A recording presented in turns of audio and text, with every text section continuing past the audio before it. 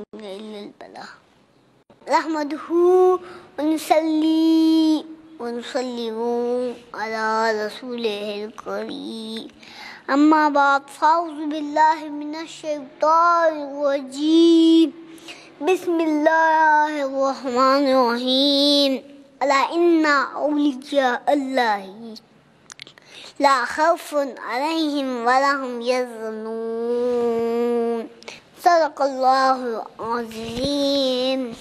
آج میں جس موضوع کو لے کر آپ کے سامنے بولنے کی ہمت کر رہا ہوں وہ ہے شان اولیاء انداز بیاں۔ اگرچہ بہت شوق نہیں شاید کہ تیرے دل میں اتر جائے میری بات۔ قرآن کریم کی جس آیت کی تلاوت میں نے آپ کے سامنے کی ہے اس میں رب تعالیٰ اپنے مقرب بندوں کی شان بیان کرتے ہوئے فرماتا ہے کہ اے لوگوں خبردار، جو لوگ میں مقرب ہے، جو لوگ میں قریبی ہے، جن لوگوں کو میں خود حاصل ہے، جو لوگ میں دوست ہیں، جو لوگ میرے ولی ہیں، ان پہ نہیں تو کسی چیز کا غم اور نہیں کسی چیز کا خوف۔ یعنی اولیاء کرام کی جماعت وہ مقدس جماعت ہے کہ جن کے دلوں میں خوف خدا اتنا الگ بس گیا ہے کہ اب انہیں اپنے رب کے سوا کسی چیز کا خوف و غم ہو بھی کیسے سکتا ہے۔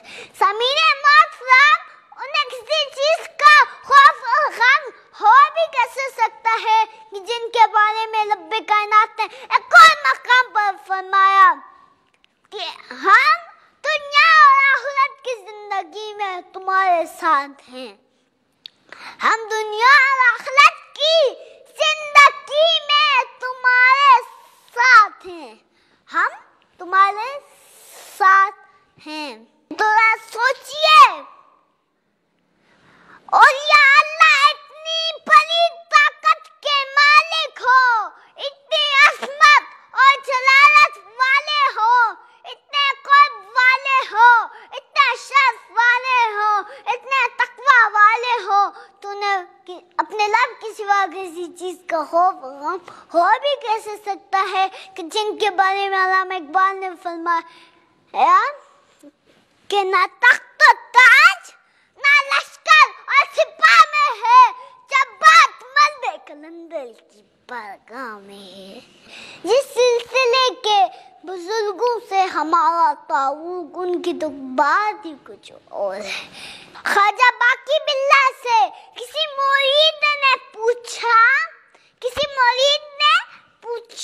حضور بندہ تو فانی ہوتا ہے، پھر باقی باللہ کا کیا معنی ہے؟ تو آپ نے فرمایا یہ سوال اس سے پوچھ لینا جو میرا جنازہ پڑھانے آئے گا۔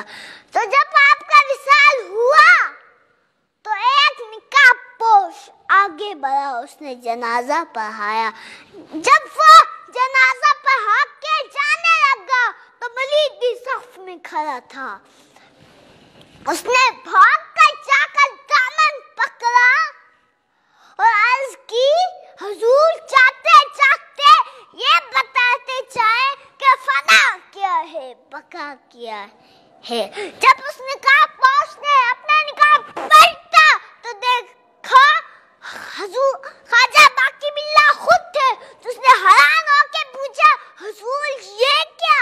تو آپ نے فرمایا یہ جو لیٹا ہے وہ فنا ہے، یہ جو پڑھا کے جا رہا ہے یہ بقا ہے۔ احباب ذی وقار اولیاء کرام کو بارگاہ خداوندی میں کس قدر قرب حاصل ہے اس کے بارے میں آقا کا ارشاد سنیے۔ آقا فرماتے ہیں کہ رب تعالیٰ فرماتا ہے جب کوئی شخص کثرت نوافل سے میرا قرب حاصل کر لیتا ہے تو میں اس کے کان بن جاتا ہوں جس سے وہ سنتا ہے، میں اس کی آنکھیں بن جاتا ہوں جس سے وہ دیکھتا ہے، اس کے ہاتھ بن جاتا ہوں جس سے وہ پکڑتا ہے۔ جب میں مقلب بندہ تم سے بے شمار عطا فرماتا ہوں۔ تو ذرا سوچئے اللہ کے مقلب بندوں کو اپنے رب سے اتنی قربت حاصل ہو جاتی ہے کہ کان اس کے ہوتے ہیں، سماعت خدا کی ہوتی ہے، بس آنکھیں اس کی ہوتی ہیں، بصارت خدا کی ہوتی ہے، ہاتھ اس کے ہوتے ہیں، طاقت خدا کی ہوتی ہے۔ اسی لیے تو کہتے ہیں لویا اگن لگے اب ہوئے پھر کیوں نہ بندے وچ لب ہوئے، پھر کیوں نہ بندے وچ لب ہوئے۔